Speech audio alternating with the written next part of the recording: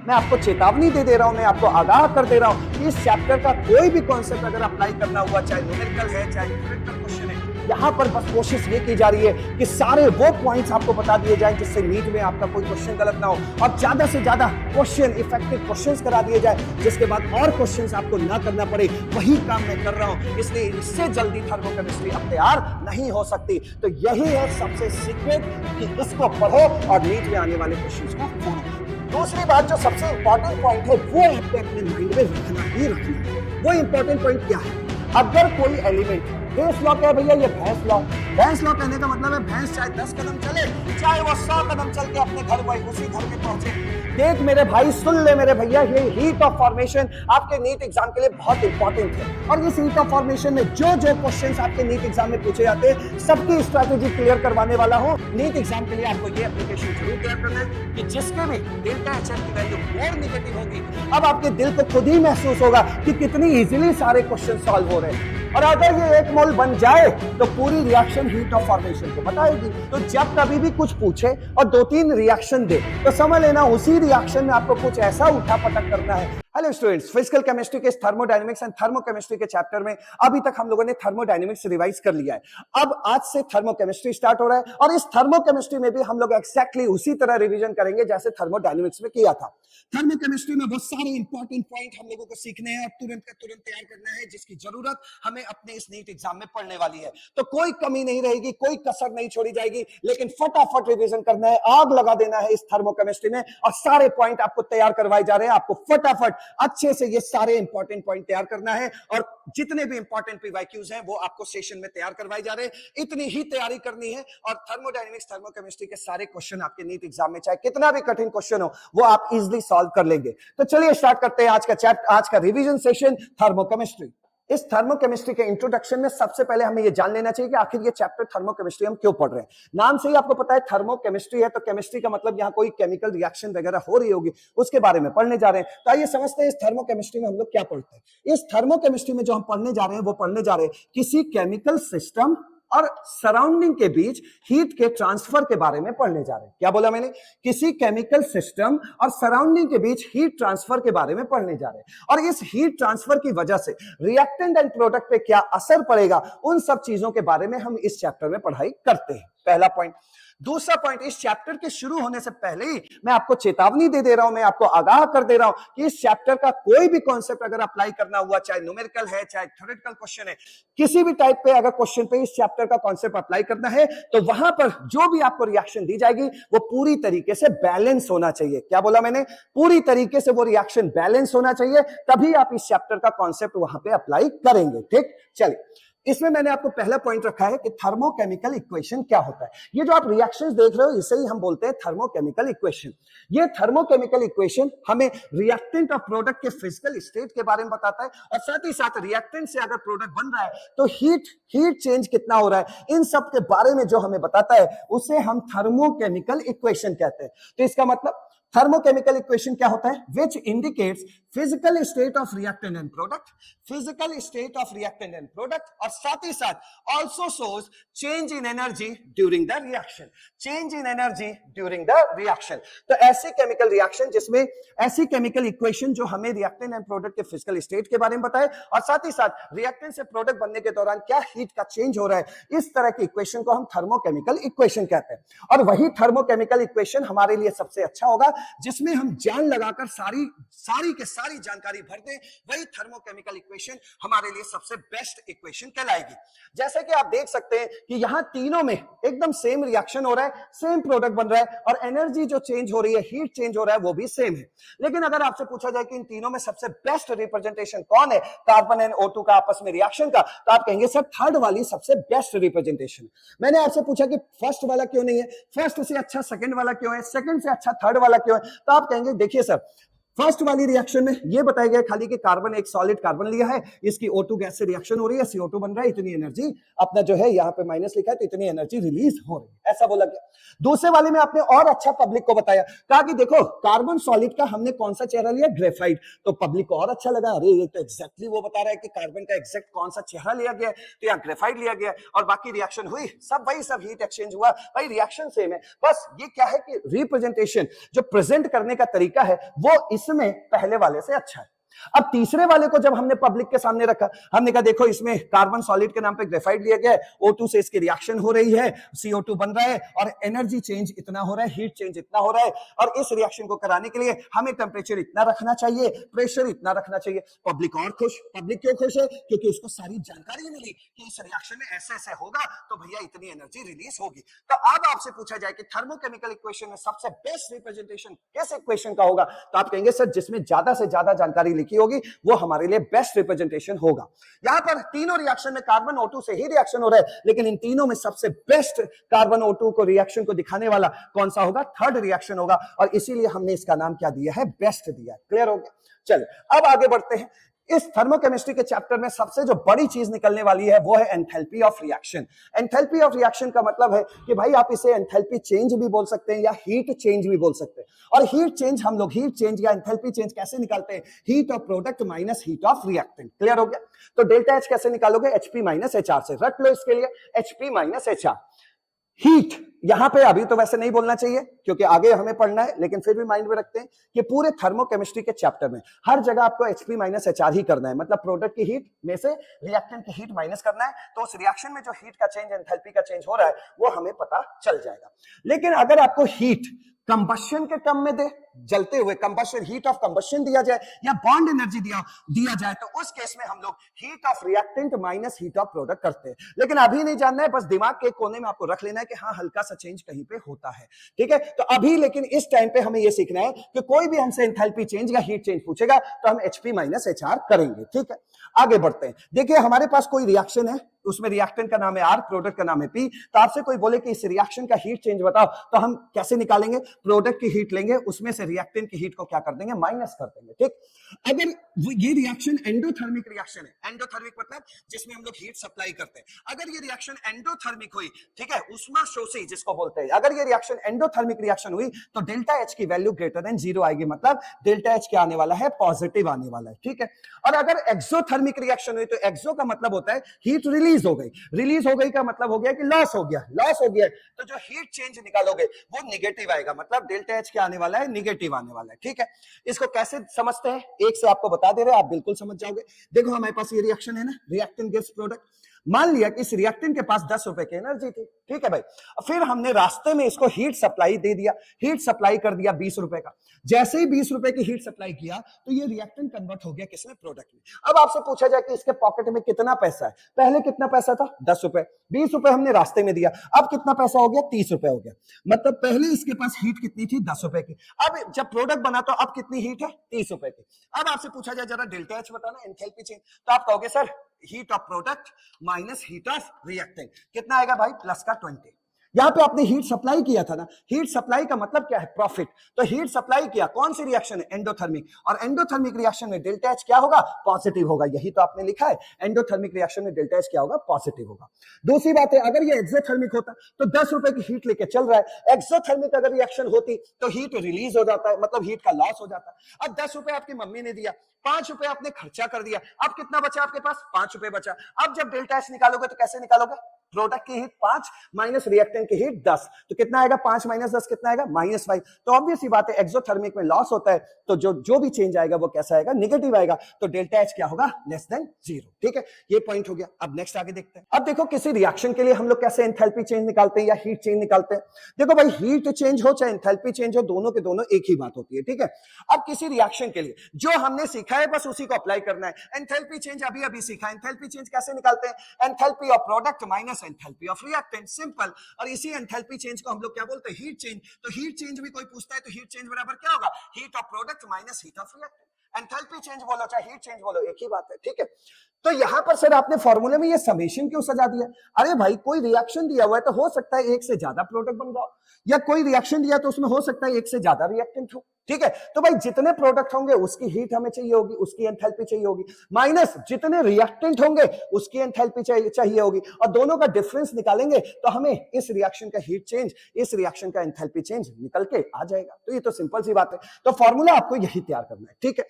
दूसरी बात जो सबसे इंपॉर्टेंट पॉइंट है वो आपको अपने माइंड में रखना ही रखना है। वो इंपॉर्टेंट पॉइंट क्या है? अगर कोई एलिमेंट अपने नेचुरल स्टेट में है, अगर कोई एलिमेंट अपने नेचुरल स्टेट में है तो उसका हीट, उसकी एंथैल्पी जीरो होती है। क्यों होती है? देखो भाई, जैसे हाइड्रोजन है तो उसका नेचुरल स्टेट क्या है? H2 गैस, यानी कि वो स्टेबल है, तभी तो वो उसका नेचुरल स्टेट है, इसीलिए तो वो उस स्टेट में खूब ढेर सारी जगहों पे पाया जा रहा है।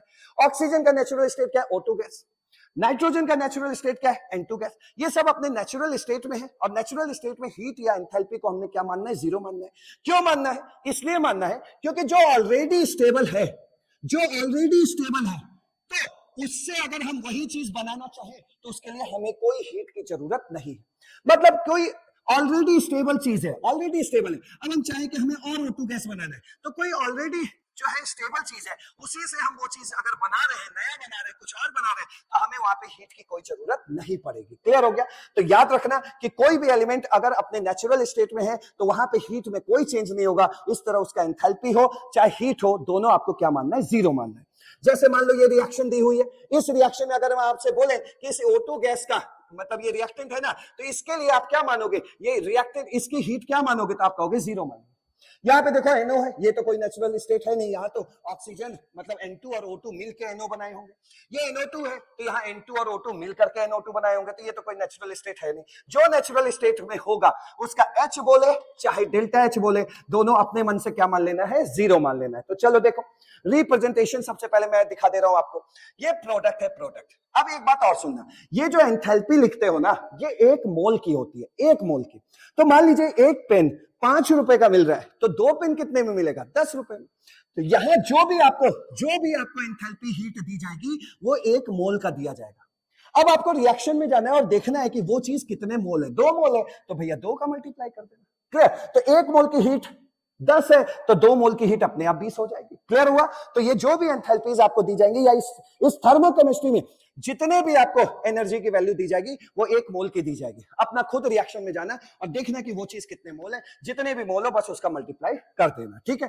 तो चलो, अगर हमें इस रिएक्शन का डेल्टा H वाला एक्सप्रेशन बनाना है तो कैसे बनाओगे? आप कहोगे सर पहले product minus enthalpy of product minus enthalpy of reactant कर देना है। Product minus enthalpy of reactant कर देना है। अब प्रोडक्ट साइड में देखो कौन कौन है। प्रोडक्ट साइड में आपका NO2 है, तो क्या लिखा? एंथैल्पी ऑफ NO2, और चूंकि ये 2 मोल है तो आगे 2 कर दिया। ठीक है? माइनस, अब ये रिएक्टेंट साइड में जाओ, रिएक्टेंट साइड में क्या क्या है? 2 मोल NO है तो 2 मोल एंथैल्पी ऑफ NO, प्लस यहां देखो O2 है तो एंथैल्पी ऑफ O2। वो अलग बात है कि बाद में इसको बोल देंगे जीरो, और इसकी कुछ वैल्यू दी होगी, वो वैल्यू यहां पुट करेंगे, आंसर आ जाएगा, मतलब इस रिएक्शन का एंथैल्पी चेंज आ जाएगा। ठीक है? अब इसमें देखो, ये भाई साहब आपके प्रोडक्ट है, ये भाई साहब आपके रिएक्टेंट है, तो क्या करोगे? प्रोडक्ट वाली वैल्यूज पहले लिख लेना माइनस रिएक्टेंट वाली वैल्यू, ये हो गया।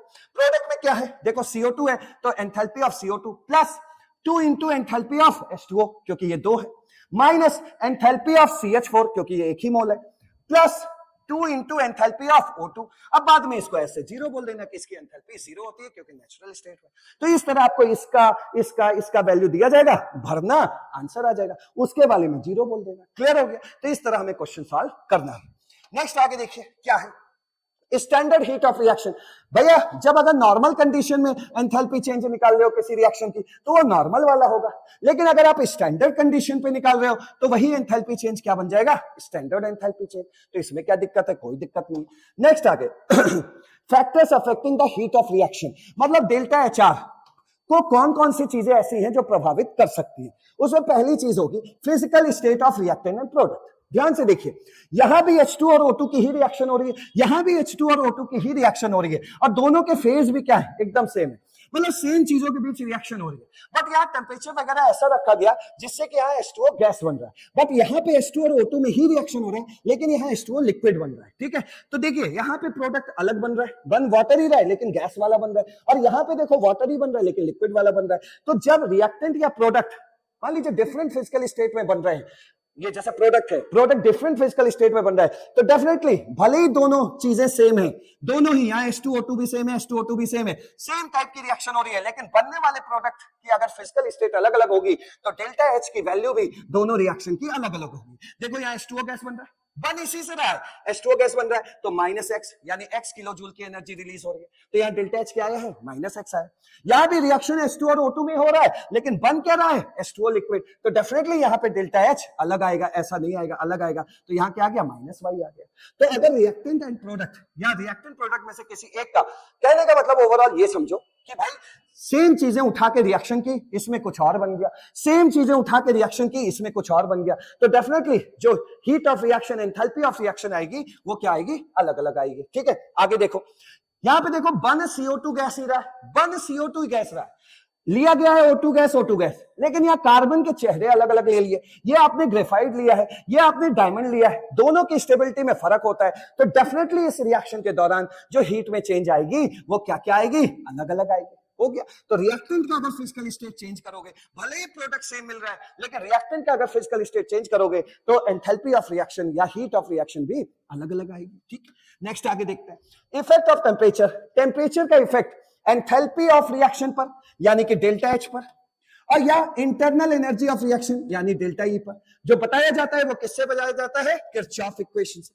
किरचॉफ इक्वेशन क्या है, ये सब आपने उसमें मोलर हीट कैपेसिटी में सीखा था। ठीक है, तो ये सीखा हुआ था, तो इससे हम लोग डायरेक्ट आगे बढ़ सकते हैं। वहां पे सीख लिया था डेल्टा H क्या होता है, डेल्टा H क्या होता है, एंथैल्पी मतलब heat change at constant, heat change at constant मतलब heat change at constant pressure को क्या बोलते हैं, डेल्टा H, और heat change at constant volume क्या होता है, डेल्टा E।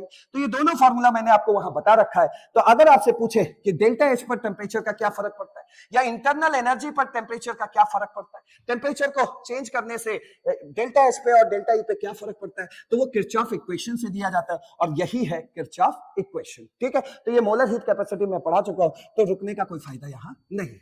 नेक्स्ट आगे देखिए, क्वांटिटी ऑफ रिएक्टेंट, पक्की बात है, अरे भैया 1 कप चाय बनाओगे जल्दी बन जाएगा, अब 10 कप चाय बनाओगे तो देर से बनेगा, ज्यादा वो आग खाएगा, सीधी बात है। तो यहां देखो क्या है, क्वांटिटी ऑफ रिएक्टेंट, ध्यान से समझो, हमारे पास एक रिएक्शन है, X से Y बन रहा है, तो X से Y बनने में जो heat change of reaction I है वो Q किलो जूल पर मोल है। ठीक है, अब हमने क्या कहा, भाई एक दिन हमने इतनी रिएक्शन कराई थी तो ये सब खर्चा पानी हुआ। ठीक है, अब हमने कहा नहीं नहीं, हमें हाफ X से हाफ Y बनाना है, मतलब हमने क्वांटिटी कम कर दी तो खर्चा भी कम हो जाएगा, उसी रेशियो में खर्चा आपको कम करना है। ठीक है, यहां देखो 2x 2y, हमने क्वांटिटी बढ़ा दी है तो आपका खर्चा भी बढ़ जाएगा। कहने का मतलब क्या है, कहने का मतलब है if equation is multiplied by any number then delta HR is also multiplied by that number. अगर आप रिएक्शन में किसी भी नंबर से मल्टीप्लाई करेंगे तो उसके डेल्टा HR में भी उस नंबर से मल्टीप्लाई हो जाएगा। देखो यहाँ Q की मल्टीप्लाई किससे हो गया, हाफ से।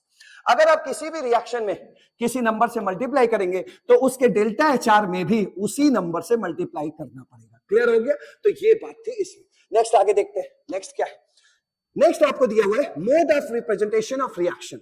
Mode of representation of reaction का मतलब यह है कि अगर कोई रिएक्शन A से B जा रही है, इसको फॉरवर्ड बोल रहे हैं, तो अगर रिएक्शन फॉरवर्ड डायरेक्शन में हीट चेंज आ रहा है -Q, तो अगर आपने रिएक्शन को रिवर्स कर दिया, मतलब ऐसे देखने लगोगे, तो डेल्टा H की वैल्यू क्या हो जाएगी, डेल्टा H की वैल्यू की साइन का साइन बदल जाएगा। कहने का मतलब फॉरवर्ड रिएक्शन के लिए अगर डेल्टा HR की वैल्यू -Q है, तो अगर इसका उल्टा सोचोगे कि बैकवर्ड रिएक्शन के लिए क्या होगा, तो बस -Q का आपको क्या कर देना है, +Q कर देना है। तो क्या कह रहा है, व्हेन इक्वेशन इज रिवर्स्ड, अगर इक्वेशन रिवर्स हो गई then only sign of delta HR will be changed, मतलब इसमें कोई फर्क नहीं पड़ेगा, बस साइन क्या है, चेंज।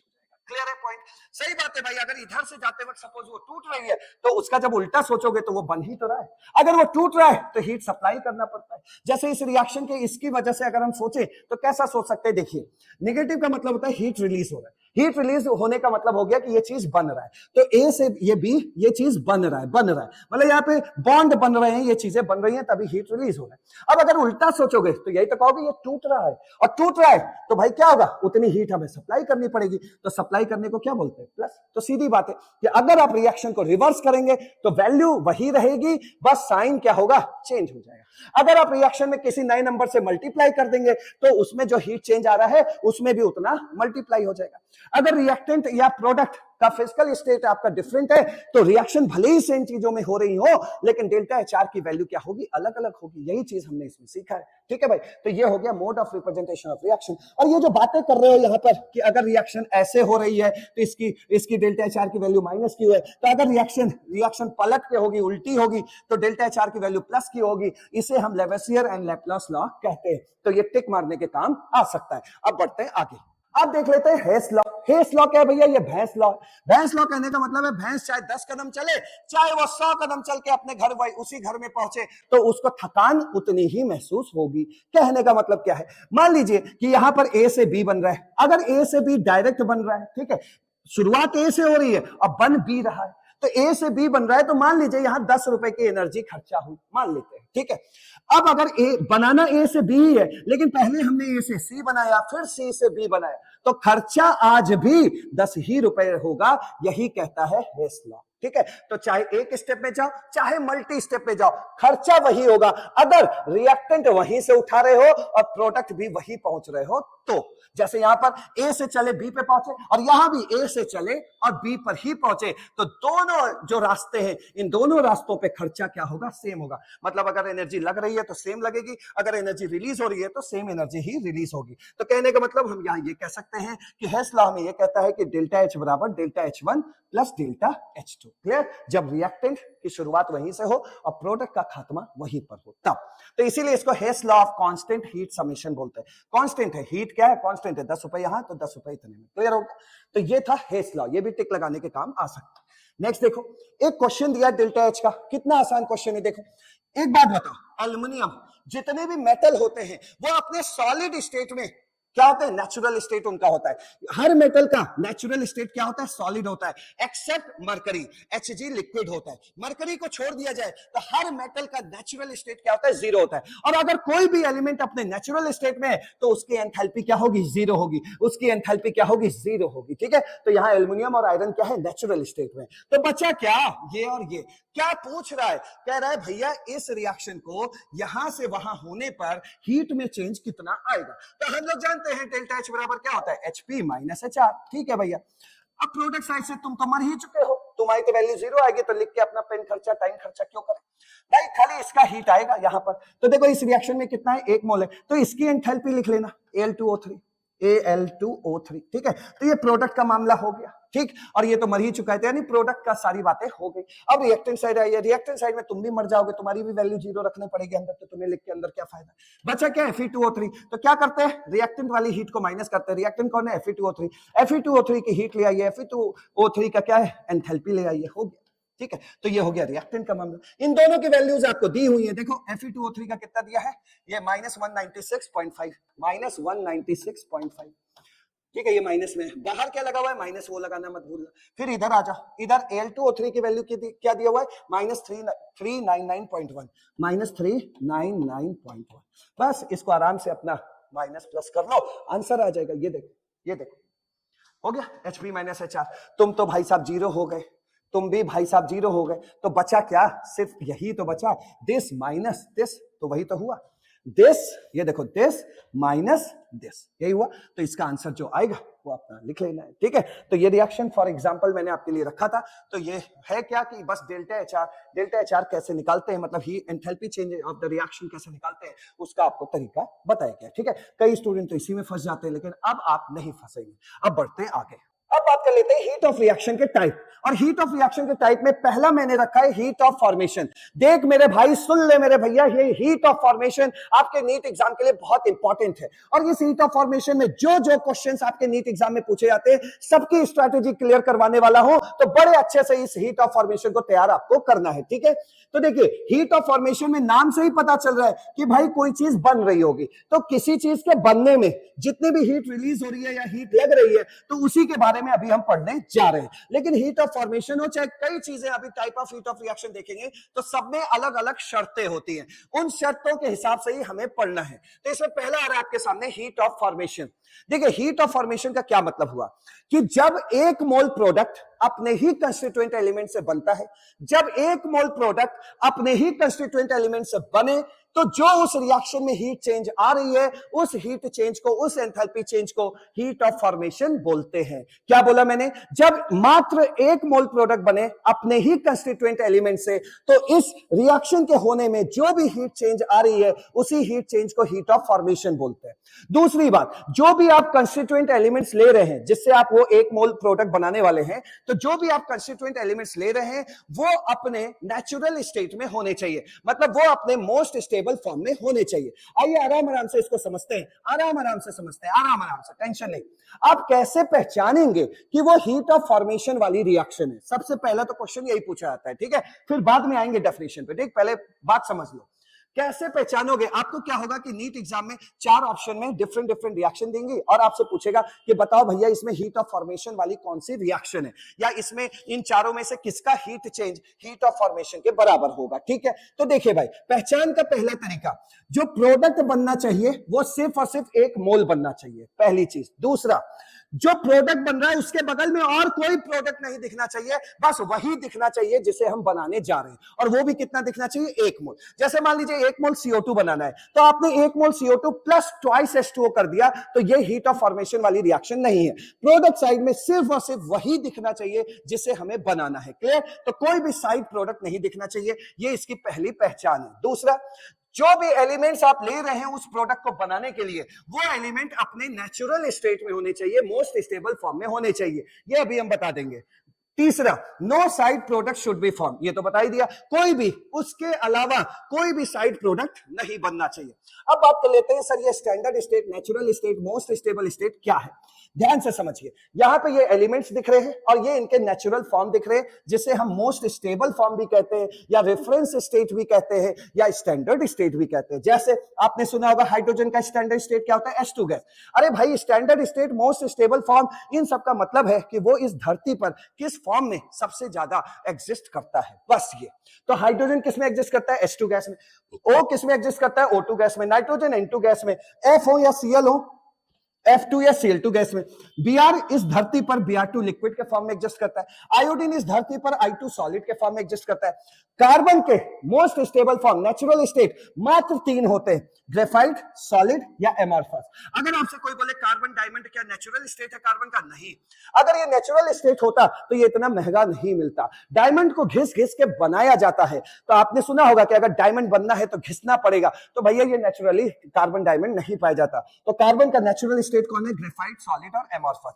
इसमें भी सबसे मोस्ट स्टेबल फॉर्म कौन है? है तो तीनों स्टेबल फॉर्म, लेकिन इसमें भी मोस्ट स्टेबल फॉर्म कौन है? ग्रेफाइट, ठीक है। फास्फोरस का नेचुरल स्टेट क्या है? P4 white. सल्फर का नेचुरल स्टेट क्या होता है? Rhombic sulphur, S rhombic. और मेटल का नेचुरल स्टेट क्या होता है? Solid, except mercury. मरकरी किसमें नेचुरल स्टेट में पाया जाता है? लिक्विड में। तो ये जो एलिमेंट्स है, ये एलिमेंट के नेचुरल फॉर्म आपको दिखाए गए। अब सपोज अगर आपको वाटर बनाना है, तो वाटर कितना बनना चाहिए? 1 मोल हीट ऑफ फॉर्मेशन के लिए। और ये बने तो इसको बनाने में कौन कौन से एलिमेंट लग रहे हैं? हाइड्रोजन लग रहा है और O लग रहा है। तो इसको बनाने में जो हाइड्रोजन और ऑक्सीजन हम मार्केट से लाएंगे वो इस फॉर्म में लाएंगे, कहने का मतलब H2 गैस लाएंगे, ठीक है, और प्लस हाफ O2 गैस लाएंगे। तो जो भी रिएक्टेंट आप इस्तेमाल कर रहे हैं वो रिएक्टेंट अपने मोस्ट स्टेबल फॉर्म में होना चाहिए। और यहां जो ये H2O बन रहा है, ये H2O बनाने में सिर्फ इसमें जो एलिमेंट दिख रहे हैं वही रिएक्टेंट साइड दिखना चाहिए। H2O तो कई रिएक्शन में बनता है, जैसे कार्बोक्सिलिक एसिड की रिएक्शन अल्कोहल से करा दो तो एस्टर प्लस वाटर बनता है। तो वाटर तो वहां भी बन रहा है, बट वो हीट ऑफ फॉर्मेशन नहीं कहलाएगा। ये जो वाटर बन रहा है वो अपने ही तत्वों से मिलकर बना हो, अपने ही एलिमेंट, अपने ही कंस्टिट्यूएंट एलिमेंट, अपने ही तत्वों से मिलकर बना हो। क्लियर हुआ पॉइंट? अब देखिए आगे समझिए क्या है। देखिए भाई, ये कोई रिएक्शन तो दुनिया की है, और अगर ये कोई रिएक्शन दुनिया की है तो इसमें यहां से यहां बनने में पक्का हीट चेंज तो हुआ ही होगा। क्या ये heat change heat of formation of CO2 कहलाएगी? देख लेते हैं। मोल देखो, सबसे पहले देख लो, ये सब लोग 1 मोल बन रहे हैं, सब 1 मोल बन रहे हैं, तो बन तो एक ही मोल रहा है, तो क्या सब हीट ऑफ फॉर्मेशन है? नहीं। हमें रिएक्टेंट साइड में भी नजर डालना है। रिएक्टेंट साइड में नजर डालिए, ये CO2 में कौन कौन से एलिमेंट, कौन कौन से तत्व लग रहे हैं? कार्बन लग रहा होगा और O लग रहा होगा, ऑक्सीजन। तो क्या कार्बन अपने नेचुरल फॉर्म में? हाँ है। कार्बन का नेचुरल फॉर्म क्या क्या होता है? 3 फॉर्म होता है, तो ये सॉलिड भी इसका नेचुरल फॉर्म है, ठीक है।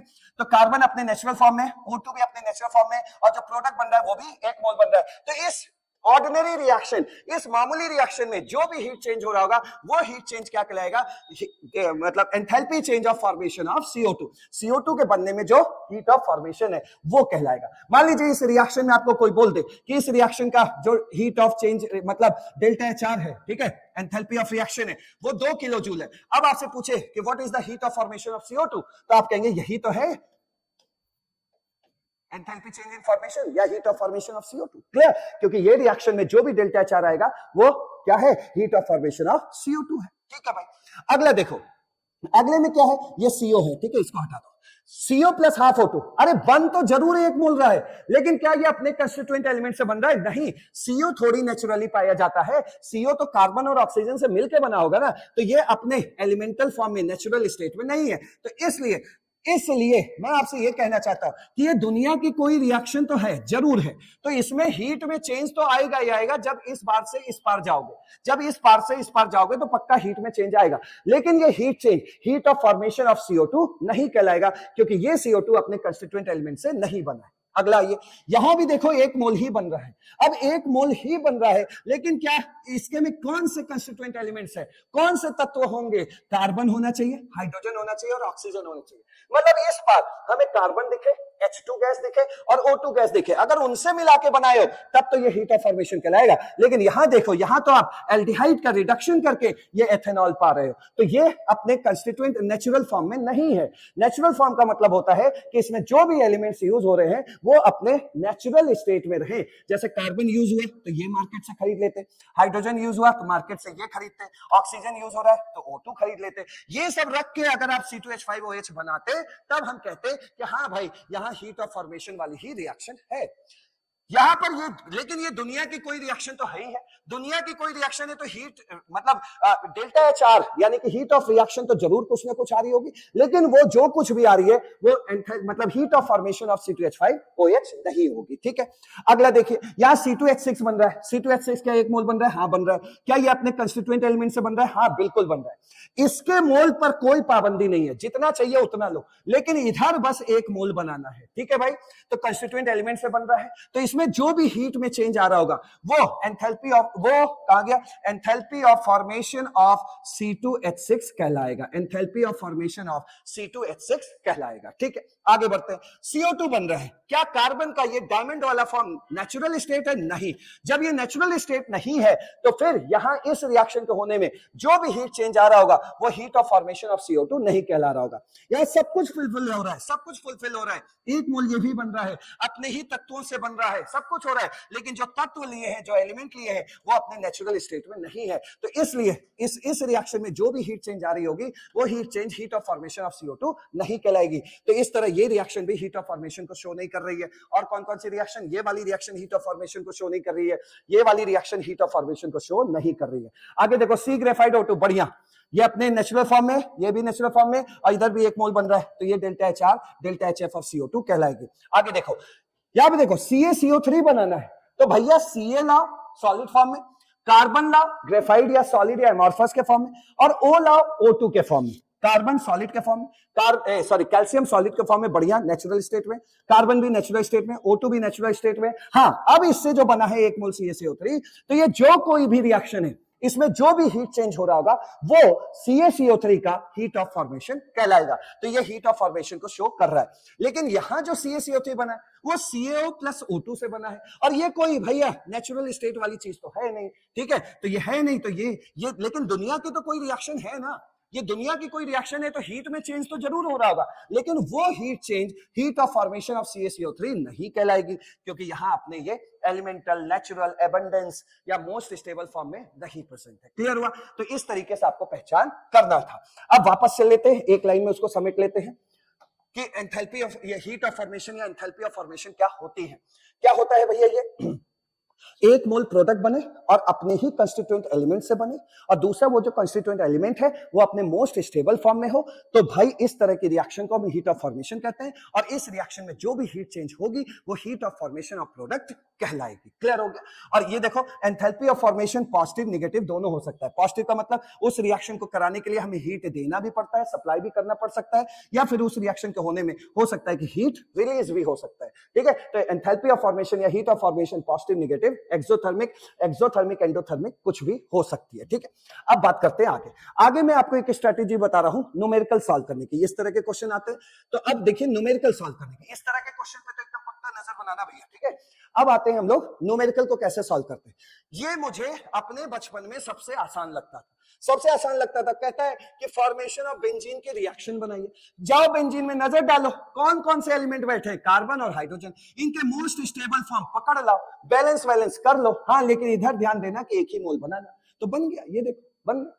अब आपसे कहता है फॉर्मेशन ऑफ CO2, एक मोल CO2 बनाने के लिए कार्बन लाओ, O2 लाओ। कार्बन ले सकते हो, ग्रेफाइट ले लेना, सॉलिड ले लेना, एमॉर्फस ले लेना, O2 गैस ले लेना, इससे बनाना एक मोल। तो ये हो गया क्या, फॉर्मेशन ऑफ CO2 की रिएक्शन।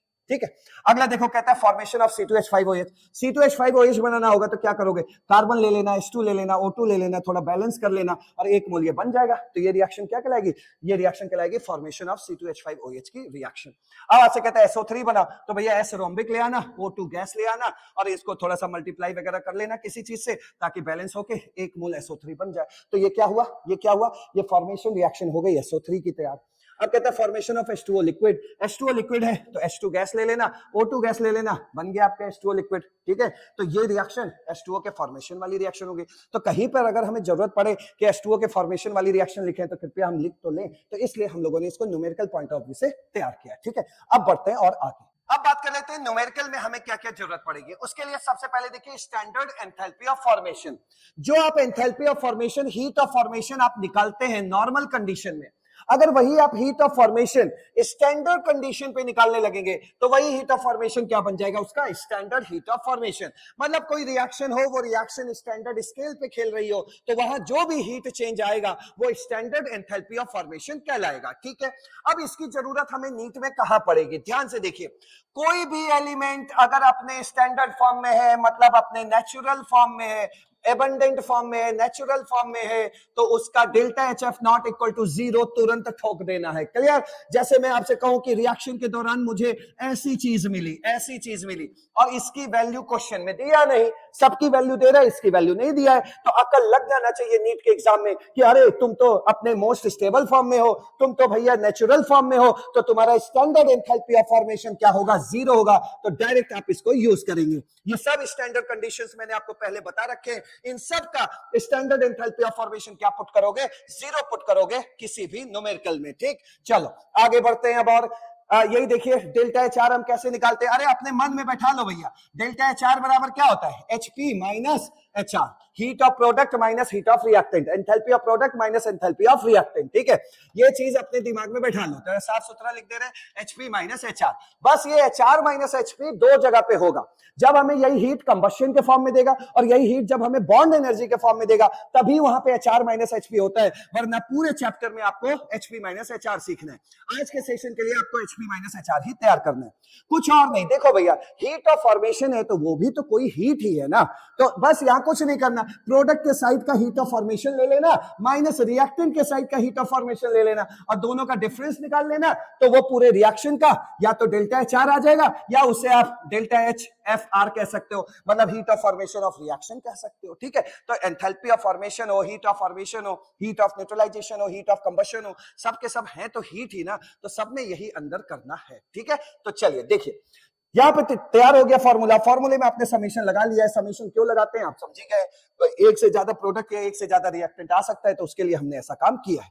अब देखिए N2 + 3H2 gives twice NH3। अगर मैं आपसे कहूं कि इसके डेल्टा HR का एक्सप्रेशन बनाओ और इसमें इन सब के डेल्टा HF की वैल्यू दी हुई है, नॉट में चलो स्टैंडर्ड स्केल में दी है, इन सब की वैल्यूज दी हुई है। ठीक है भाई, तो कुछ नहीं करना है आपको, सिंपल है। ये क्या है भाई, प्रोडक्ट है, ये भाई साहब कौन है, रिएक्टेंट है, तो प्रोडक्ट माइनस रिएक्टेंट कर देना। ठीक, अब इधर देखो, ये भाई साहब किसके लिए ब्रैकेट बनाए गए हैं, प्रोडक्ट के लिए, फिर ये क्या आया, माइनस आया, फिर ये भाई साहब कौन आ गए, रिएक्टेंट आ गए।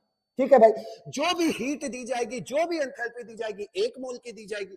लेकिन यहां पर देखो, ये भाई साहब जो है प्रोडक्ट साइड में, ये भाई साहब 2 मोल में खेल रहे हैं, तो 1 मोल का अपना एंथैल्पी ऑफ फॉर्मेशन लिख लेना जो क्वेश्चन में दिया है, और उसके आगे 2 का मल्टीप्लाई कर देना है तो 2 मोल का आ जाएगा, minus heat of formation of N2 plus heat of formation of O2। ये देखो गलत कर देते हैं टाइप पर लोग, सही सही नहीं लिखते। चलिए देखिए रिएक्टेंट साइड में कौन है, N2 है, तो enthalpy of formation of N2 लिख दिया, plus enthalpy of formation of H2 यहां लिख लेना, ठीक है, यहां पे क्या लिख लेना, H2 लिख लेना। अब देखो ये H2 कितने मोल का खेल रहा है, 3 मोल का। हीट ऑफ फॉर्मेशन कोई भी हीट दी जाएगी वो 1 मोल की दी जाएगी, लेकिन यहां H2 खेल रहा है 3 मोल में, तो आगे ऐसे 3 कर देना, हो गया। अब इनकी वैल्यूज लाके पटक देना, आंसर आ जाएगा। क्लियर? यहां पे आपको मैं बता रखा हूं कि स्टैंडर्ड एंथैल्पी ऑफ फॉर्मेशन, अगर कोई भी एलिमेंट अपने नेचुरल स्टेट में है, अगर कोई भी एलिमेंट अपने नेचुरल स्टेट में है तो उसका क्या बोलोगे, 0। तो ये भी 0 हो गए, ये भी 0 हो गए।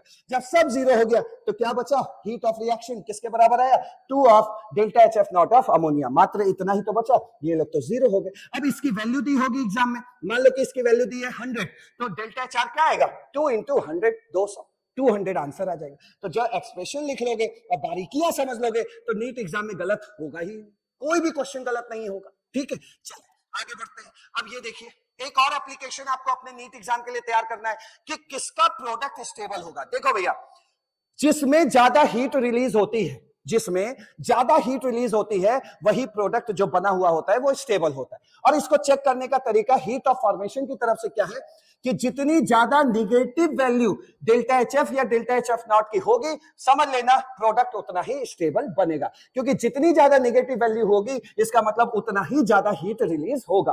कहीं भी आपको ऐसा लिखा मिल जाए, ठीक है, तो ये निगेटिव मान लो 10 किलो जूल ऐसे लिखा है, ठीक है, किलो जूल पर मोल, तो इसको ऐसे पढ़ा करो, निगेटिव पे रख लो उंगली। अब बोलो 10 रुपए की एनर्जी रिलीज हो रही है, निगेटिव का मतलब क्या, रिलीज हो रही है। अगर आपको ऐसा बोल दे डेल्टा HR बराबर प्लस 10 किलो जूल, ऐसे बोल दे, तो आप कैसे बोलेंगे इसको, प्लस पे हाथ रख लीजिए, ठीक है। अब बोलेंगे 10 किलो जूल की एनर्जी लग रही है, सप्लाई करनी पड़ रही है रिएक्शन में, और इसके लिए कैसा बोलोगे, 10 किलो जूल की एनर्जी रिलीज हो रही है। तो निगेटिव का मतलब निगेटिव मत समझो, निगेटिव का मतलब समझो कि इतनी एनर्जी रिलीज हो रही है। क्लियर हो गया?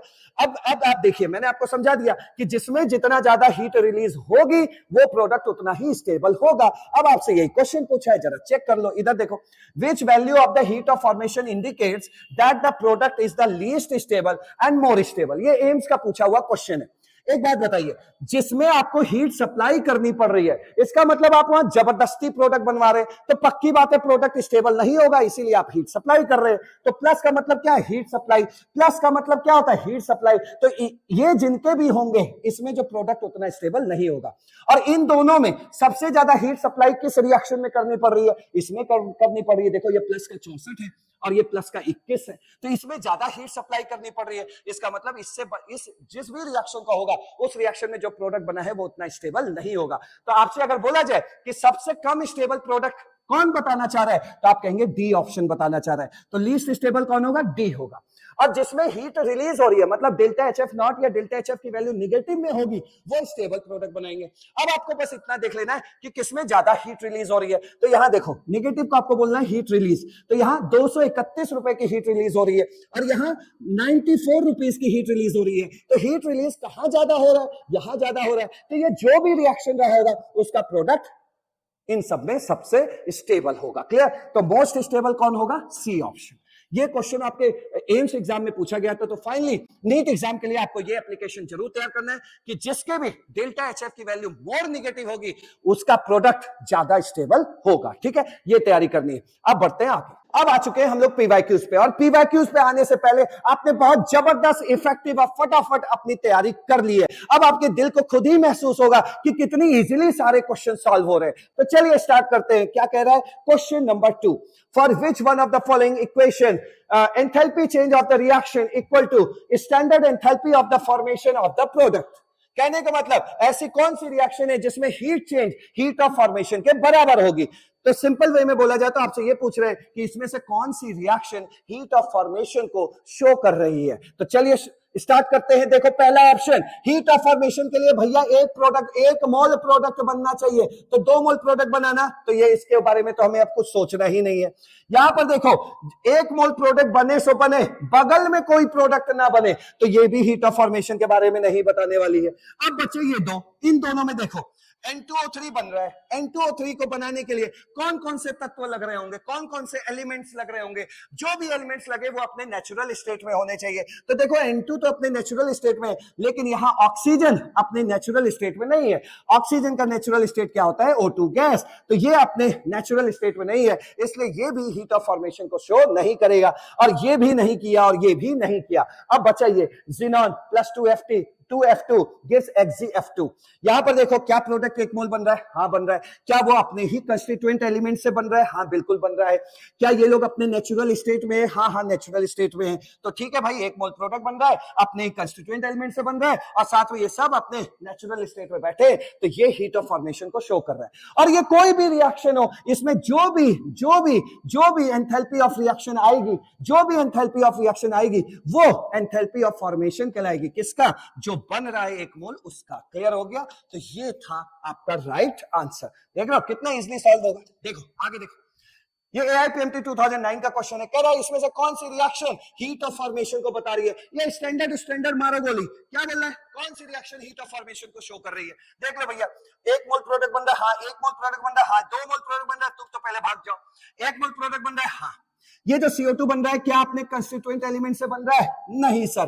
कार्बन का जो नेचुरल स्टेट होता है वो क्या क्या सिखाया आपको? एमॉर्फस हो सकता है, ग्रेफाइट हो सकता है, सॉलिड हो सकता है। यही तीन लेके आना था। आप खरीद लाए डायमंड, तो ये अपने नेचुरल स्टेट में कार्बन नहीं है, तो ये हीट ऑफ फॉर्मेशन को नहीं बताएगा। क्लियर हो गया? आगे देखिए, HF बन रहा है। HF के लिए क्या क्या जरूरी चीजें हैं? H और F। H होना चाहिए H2 गैस के फॉर्म में, हाँ है।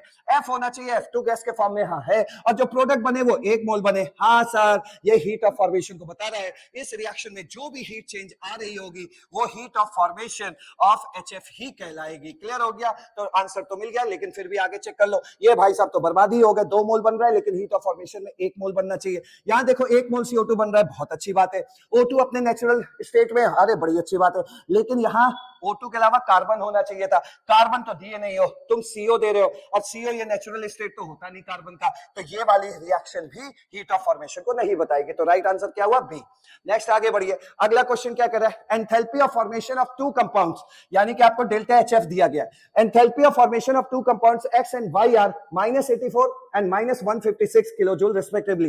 Which of the following statement is correct? ये एम्स 1998 में पूछा गया है। तो मैंने आपको बोला है कि डेल्टा HF जिसका मोर निगेटिव होगा, तो उसका प्रोडक्ट क्या होगा? स्टेबल होगा। तो मोर निगेटिव देखो कौन है? -84 या -156। तो -156 मोर निगेटिव वैल्यू है, तो इसका मतलब ये किसका है? Y का है। तो Y ज्यादा स्टेबल है, X कम स्टेबल है।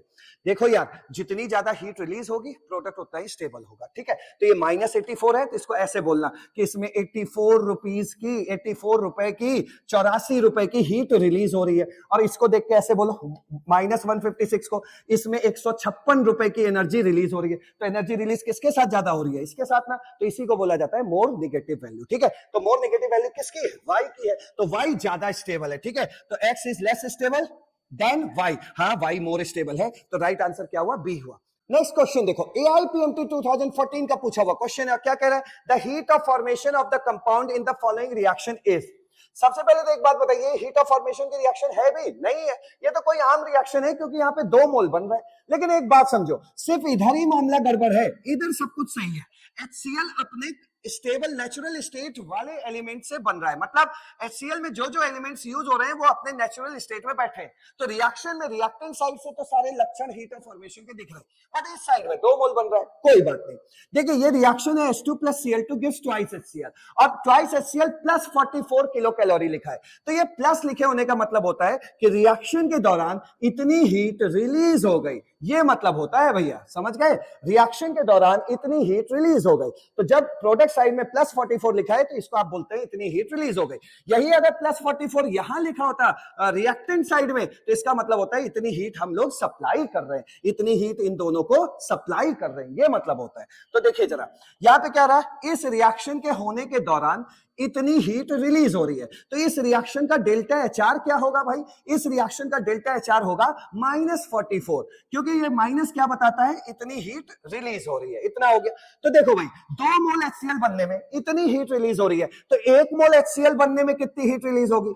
1 मोल HCl बनने में -44/2 यानी कि -22 किलो कैलोरी की हीट रिलीज होगी। और अगर ये 1 मोल बन जाए तो पूरी रिएक्शन हीट ऑफ फॉर्मेशन को बताएगी। तो 1 मोल बनने में जो भी हीट रिलीज हो रही है वो क्या कहलाएगी? हीट ऑफ फॉर्मेशन ऑफ क्या? HCl। हो गया। तो -22 किलो कैलोरी। कोई आंसर है? हाँ है। नेक्स्ट आगे बढ़ते हैं, नेक्स्ट क्वेश्चन। अब ये क्वेश्चन देखो, AIPMT 1997 का क्वेश्चन है, और इस क्वेश्चन में देखिए आपसे कह रहा है आपको 2 रिएक्शन दिया जा रहा है, ठीक है, और आपसे कह रहा है then the heat of formation of CO। देखो भैया इस पैटर्न के क्वेश्चन ये जरूर AIPMT 1997 लिखा है। अभी अंदर जाओगे तो आपको 2020 का भी क्वेश्चन दिखेगा, अभी आपको 2015 का भी क्वेश्चन दिखेगा। तो ऐसे क्वेश्चंस को हमें अपने नीट एग्जाम में कैसे सॉल्व करना है उसकी स्ट्रेटेजी आपको पहले क्लियर कर लेनी है। देखिए भाई इसमें आपसे पूछ रहा है then the heat of formation of CO, और heat of formation of CO बताने के लिए आपको 2 रिएक्शन दी जा रही है। तो जब कभी भी कुछ पूछे और 2-3 रिएक्शन दे तो समझ लेना उसी रिएक्शन में आपको कुछ ऐसा उठापटक करना है, ऐसा प्लस माइनस करना है कि हमें इसका आंसर आ जाए। इस टाइप के क्वेश्चन की स्ट्रेटेजी में सबसे पहले यह है कि जो आपको सॉल्व करना है उसकी रिक्वायर्ड रिएक्शन को लिख लेना है। तो यहां कह रहा है heat of formation of CO, तो CO बनाने के लिए रिक्वायर्ड रिएक्शन क्या होगी? आपको 1 मोल CO बनाना है और अपने ही कंस्टिट्यूएंट एलिमेंट से बनाना है, और वो कंस्टिट्यूएंट एलिमेंट अपने क्या हो? नेचुरल स्टेट में। तो चलो भाई हमने कार्बन ग्रेफाइट या कार्बन सॉलिड जो चाहिए वो ले लो, और प्लस हाफ O2 ले लो, ये दोनों अपने नेचुरल स्टेट में है ना, है। तो ये बन गया। तो ये आपको रिएक्शन चाहिए, और ये रिएक्शन पाने के लिए पूरी जान लगा दो कि कैसे हम इन दोनों में क्या प्लस माइनस कर दें जिससे कि इन दोनों की मदद से हमें ये मिल जाए। तो देखो ऐसा ही काम मैंने क्या किया है उसको देख लो यहाँ पे। जैसे देखो ये रिक्वायर्ड रिएक्शन है, सॉलिड की जगह हमने क्या ले लिया है? ग्रेफाइट ले लिया है। CO बनाना है, यहां गलती से CO2 लिखा है, हटा दो, ठीक है। तो यहां पे हमने C ग्रेफाइट लिया, हाफ O2 लिया और CO बनाना है। ये हमारा रिक्वायर्ड रिएक्शन है, ये हमें चाहिए। और किससे चाहिए? इन दोनों रिएक्शन के हेल्प से। तो आपको क्या करना है? जो रिएक्शन दी जाए पहले उसको लिख लो। लिख लिया। अब आपको क्या चाहिए एक बात बताओ, आपको CO चाहिए राइट साइड में, और इन दोनों रिएक्शन में ढूंढो CO कहां है? ये लेफ्ट साइड में। आपको चाहिए CO उस साइड में, और CO दिया है इस साइड में। तो समझ लेना उस साइड में हम कैसे करेंगे? जब इसके आगे निगेटिव लग जाएगा, और जैसे इसके आगे निगेटिव लग गया तो हम समझ गए इक्वेशन 1 में से इक्वेशन 2 को घटाना है, बस। तो इक्वेशन 1 में से इक्वेशन 2 को घटा दो भाई। तो क्या हुआ देखो, O2 में से हाफ O2 घट गया तो क्या बचा? हाफ O2 बचा। कार्बन तो पूरा ऐसे ही आ गया, ठीक है। उस पार देखो यहाँ -CO2 है, वहां प्लस CO2, ये भाई साहब भी कट गए। रिएक्शन में ये जो तीर होता है ना, ये मैथमेटिक्स के इक्वल टू की तरह होता है, ठीक है। तो इधर देखो प्लस CO2, इधर -CO2 है। जब इन दोनों को किया तो ये दोनों कट गए, तो इधर तो कुछ बचा नहीं। इधर एक चीज और बच गया, -CO। ये -CO आपने इधर लिख लिया। अब इस माइनस को प्लस बना दो, तो यहां से इसको हटा के कहां पहुंचा दो? उस पार पहुंचा दो। तो ये -CO उस साइड जाएगा तो +CO बन जाएगा। अब देखो फिर सरप्राइज होगा कि यार ये जो चाहिए था वो मिल तो गया, जो चाहिए था वो मिल गया। तो भाई जैसा काम आपने रिएक्शन के साथ किया है वैसे ही काम इसके वैल्यू के साथ कर दीजिए, तो इसका आंसर आ जाएगा। देखिए इसका जो पहली रिएक्शन का हीट ऑफ रिएक्शन दिया है वो दिया है X, और जो दूसरी रिएक्शन का हीट ऑफ रिएक्शन दिया है उसका दिया है Y। देख लेते हैं एक बार यही दिया है कि नहीं। पहली रिएक्शन का हीट ऑफ रिएक्शन X दिया है और दूसरी रिएक्शन का हीट ऑफ रिएक्शन Y दिया है। अब आपने क्या किया है? पहली में से दूसरी रिएक्शन को घटाया है, तो वही काम इसके वैल्यू में कर देना। पहली में से दूसरी वाली को घटा दो मेरे भाई, घटा दोगे तो यहां आंसर क्या आएगा? यहां आंसर आएगा X माइनस वाई, और ये आंसर किसका बनेगा? इस रिएक्शन का। और यही रिएक्शन का तो हीट चेंज आपको देखना था, तो डेल्टा H बराबर X माइनस वाई हो गया। और चूंकि यहाँ पे ये 1 मोल बन रहा है, अपने ही कंस्टिट्यूएंट एलिमेंट से बन रहा है, तो यही डेल्टा H क्या कहलाएगा? हीट ऑफ फॉर्मेशन किसका? जो बन रहा है। क्या बन रहा है? CO। हो गया ना आपका आंसर। तो कितना आंसर आया? X minus Y. तो इस तरह के क्वेश्चन को आपको ऐसे करना था। सोल्यूशन एक बार देख लीजिए, ठीक है। चलो टिक लगा लेते हैं। क्या आंसर था? X minus Y. कुछ है? हाँ, ए ऑप्शन है, ठीक। आगे देखो, नेक्स्ट क्वेश्चन देखते हैं क्या है। नेक्स्ट क्वेश्चन ये देखो, AIPMT 1999 में आया, सेम पैटर्न क्वेश्चन है। यहां पे देखो आपको एक रिएक्शन दी जा रही है, दूसरी रिएक्शन दी जा रही है, उनकी वैल्यूज दी जा रही हैं, और साथ में heat of formation of SO2 पूछ रहा है। ये जो heat of formation of SO2 पूछ रहा है, तो इसकी बस रिएक्शन आपको बना लेनी है। तो heat of formation of SO2 के लिए रिक्वायर्ड रिएक्शन क्या होगी? भाई SO2 बनाना है, बना दो। SO2 किसने मना किया? किससे बना? सर अपने ही कंस्टिट्यूएंट एलिमेंट से बने, तो S plus O2 gives SO2। यह S कौन सा वाला लोगे? रोम्बिक सल्फर, ठीक है। तो चलो S plus O2 gives SO2। अब ये हमें रिएक्शन पाना है इन दोनों की मदद से। तो इन दोनों में ऐसा प्लस माइनस करो कि लास्ट में ये बचे। Question solve. देखिए कैसे, पहले हमने जो पहली रिएक्शन दी थी वो लिखना है, फिर दूसरी रिएक्शन लिखना है। अब आपको क्या चाहिए, पहले देखो SO2 हमें चाहिए उस साइड में, लेकिन हम इन दोनों रिएक्शन में जब नजर मारे तो SO2 मुझे मिल रहा है इस साइड में, तो समझ गए भैया हमें क्या करना है, पहले में से दूसरे को घटाना है। तो ले भाई घटा देते हैं, घटा दिया ताकि इसमें -SO2 आए, वो उस पार चला जाए। अब पहले घटा लो, घटाने के बाद देखो यहाँ पे 3/2 मतलब 1.5 O2 दिया और यहाँ पे 0.5 O2 दिया है, तो 1.5 में से 0.5 घटाओगे तो 1 O2 तो बचेगा, तो ये घटा के 1 O2 बचा। यहाँ सल्फर में से तो कुछ घट नहीं रहा, तो सल्फर का सल्फर बच गया। साथ में इस साइड में -SO2 है, उस साइड में देखो ये +SO3 है, ये -SO3, ये 1 मोल है, ये भी 1 मोल है, कट गया, तो उस साइड तो कुछ बचा नहीं, और ये बाद में -SO2 उस पार चला जाएगा, +SO2 बन जाएगा, बन गया तो बस बन गया तो बन ही गया भाई, ठीक है। तो इसको यहां से हटा लेते हैं, तो जो चाहिए था वो मिला कि नहीं, मिल गया ना। तो जो काम आपने रिएक्शन 1 एंड रिएक्शन 2 में किया के साथ किया है, वही काम इसकी आप वैल्यू के साथ कर दीजिए। देखिए ध्यान से, पहले वाले रिएक्शन की वैल्यू दी है 2x, तो इसका मतलब इसमें डेल्टा एच आर ऐसे लिख लो, ये देखो कहां गया, ये इसमें क्या दिया हुआ था 2x, ऐसे लिख लिया, रिएक्शन के साथ ही दिया था तो ऐसे ही लिख लो, ठीक है। इसके लिए +2x दिया था और इसके लिए +y दिया था, तो यहाँ पे +y लिख लो। तो जो काम आपने इसमें किया है वही काम इसमें कर दीजिएगा, कर दिया तो क्या आया भाई, तो इस रिएक्शन का डेल्टा एच आर क्या आ जाएगा, 2x - y, ठीक है, 2x - y हो गया। अब देखिए ये SO2 के हीट ऑफ फॉर्मेशन को बयां कर रहा है कि नहीं, तो ये जो हीट ऑफ रिएक्शन है ये SO2 के हीट ऑफ फॉर्मेशन को बता रहा है, तो यही आपका आंसर हो जाएगा 2x - y। कहीं है 2x - y, हाँ है, तो ये लगाया टिक, ठीक है। चलो आगे बढ़ते हैं, नेक्स्ट क्वेश्चन देखो, ये JEE 2020 का क्वेश्चन है और इसी तरह के क्वेश्चन आपके नीट एग्जाम में भी आते हैं। तो देखो क्या करना है, पहले क्वेश्चन आराम से पढ़ो। For the given reaction H2O2 की कोई रिएक्शन है, वो H2O और O2 बना रहा है, the heat of formation of H2O2 and H2O दिया हुआ है। सर इसका क्यों नहीं दिया, अब कितनी बार बोलूं, heat of formation of that element which present in natural state, तो उसका हीट ऑफ फॉर्मेशन क्या होता है, 0 होता है, ठीक है भैया। चलिए ठीक है आगे बढ़ते हैं, तो उसका हीट ऑफ फॉर्मेशन 0 कर दिया आपने, ठीक। तो ये सब इसकी वैल्यू हीट ऑफ फॉर्मेशन आपको दी हुई है और आपसे कह रहे हैं इस रिएक्शन का डेल्टा एच आर बताओ। तो कैसे निकालते हैं डेल्टा एच आर, बताइए। डेल्टा एच आर हम लोग निकालते हैं हीट ऑफ प्रोडक्ट यानी enthalpy of product minus enthalpy of reactant. वो अलग बात है कि हाँ ये फॉर्मेशन वाले दिए हुए हीट ऑफ फॉर्मेशन दिया है और ये हीट ऑफ फॉर्मेशन दिया है, तो सजा लो, किसने मना किया, सज के, तो ये सज गया, तो भैया प्रोडक्ट ले आओ। प्रोडक्ट में कौन है, दो लोग हैं, तो दोनों का प्रोडक्ट का ले आओ, 2 इंटू क्या लिखोगे, ऐसे लिखना शुरू कर दो, डेल्टा HF ऑफ H2O, क्योंकि ये देखो ये 2 मोल है, ठीक है, और प्लस ये देखो O2 है, इसको ऐसे लिख लो, डेल्टा HF ऑफ O2 लिख लो, ठीक है। तो स्टैंडर्ड एंथैल्पी ऑफ फॉर्मेशन हो चाहे नॉर्मल वाला एंथैल्पी ऑफ फॉर्मेशन हो, अगर कोई एलिमेंट अपने नेचुरल स्टेट में है तो उसका क्या होता है, 0 होता है, ठीक है। ये हो गया, ये हमने प्रोडक्ट का काम तमाम कर दिया। फिर प्रोडक्ट के बाद क्या होता है भाई, माइनस होता है, तो हमने माइनस लगा दिया। फिर किसकी बात करनी है, रिएक्टेंट की। रिएक्टेंट के साइड में क्या है, H2O2 है, तो डेल्टा HF ऑफ क्या हो गया, H2O2। चूंकि H2O2 2 मोल में खेल रहा है तो आगे आपको 2 करना पड़ेगा, ये हो गया। तो बस इसकी वैल्यू 0, इसकी वैल्यू दी हुई है, H2O की कितनी वैल्यू दी है, H2O की वैल्यू दी है ये, तो -286 यहां रख लेना, बाहर 2 इंतजार कर ही रहा है, ठीक है। और यहां पे डेल्टा HF H2O2 रख लेना, H2O2 की दिया है -188, तो -188 यहां लिख देना और इनटू बाहर 2 हो जाएगा, तो जो आंसर आएगा वो आंसर आएगा। देखो इसी तरह क्वेश्चन सॉल्व हुआ है कि नहीं, देख लो। रिएक्शन लिखा, फिर क्या किया, प्रोडक्ट माइनस रिएक्टेंट किया, प्रोडक्ट साइड में ये दोनों लोग आ गए हैं, ये प्रोडक्ट हो गया माइनस, ये भाई साहब कौन हो गए, रिएक्टेंट हो गए। तुम तो भाई साहब जाओ ही 0 हो चुके हो, तो ये बचा तो 2 इंटू -286 किया, और फिर ये तो गायब भी हो चुके हैं। फिर ये वाला माइनस देखो, ये है माइनस, फिर क्या किया, 2 into delta HF of H2O2 रखा, इनको सॉल्व किया, -196 आ गया। बहुत इजी क्वेश्चन जेईई में पूछा गया था, आपके नीट एग्जाम में भी पूछा जा सकता है। तो -196 हो गया।